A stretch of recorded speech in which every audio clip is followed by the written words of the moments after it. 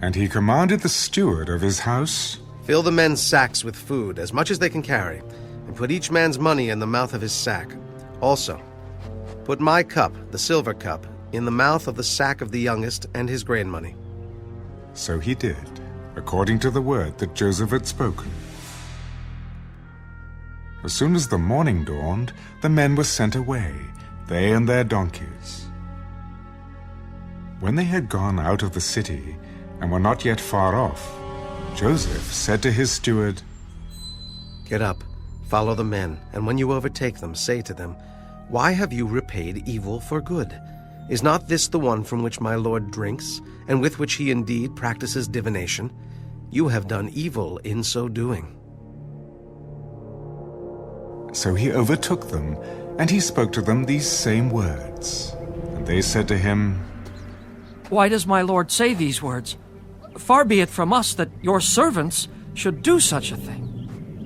"Look, we brought back to you from the land of Canaan the money which we found in the mouth of our sacks.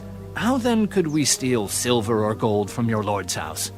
"With whomever of your servants it is found, let him die. And we also will be my Lord's slaves." "No, also let it be according to your words. He with whom it is found shall be my slave, and you shall be blameless."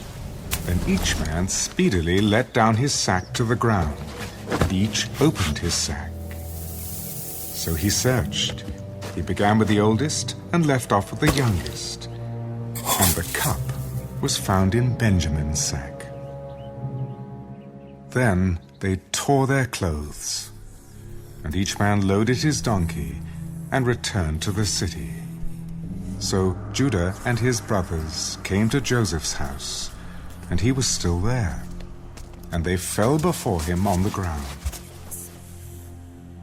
And Joseph said to them, "What deed is this you have done? Did you not know that such a man as I can certainly practice divination?" Then Judah said, "What shall we say to my lord? What shall we speak, or how shall we clear ourselves? God has found out the iniquity of your servants. Here we are, my lord's slaves, both we and he also with whom the cup was found." "Far be it from me that I should do so. The man in whose hand the cup was found, he shall be my slave. And as for you, go up in peace to your father." Then Judah came near to him. "O my lord, please let your servant speak a word in my lord's hearing, and do not let your anger burn against your servant, for you are even like Pharaoh." My lord asked his servants, saying, "Have you a father or a brother?" And we said to my lord, "We have a father, an old man, and a child of his old age who is young.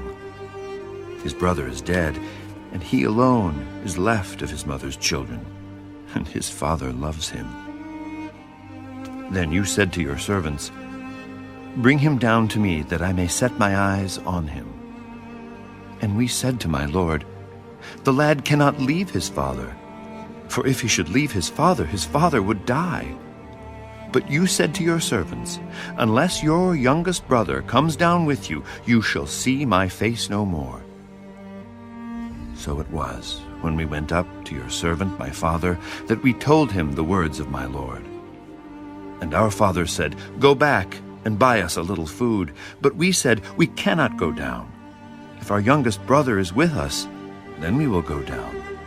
For we may not see the man's face unless our youngest brother is with us." Then your servant my father said to us, "You know that my wife bore me 2 sons. And the one went out from me, and I said, 'Surely he is torn to pieces, and I have not seen him since.' But if you take this one also from me, and calamity befalls him, you shall bring down my gray hair with sorrow to the grave. Now, therefore, when I come to your servant my father, and the lad is not with us, since his life is bound up in the lad's life, it will happen, when he sees that the lad is not with us, that he will die. So your servants will bring down the gray hair of your servant our father with sorrow to the grave. For your servant became surety for the lad to my father, saying, If I do not bring him back to you, then I shall bear the blame before my father forever. Now, therefore, please, let your servant remain instead of the lad as a slave to my lord, and let the lad go up with his brothers. For how shall I go up to my father if the lad is not with me? Lest perhaps I see the evil that would come upon my father.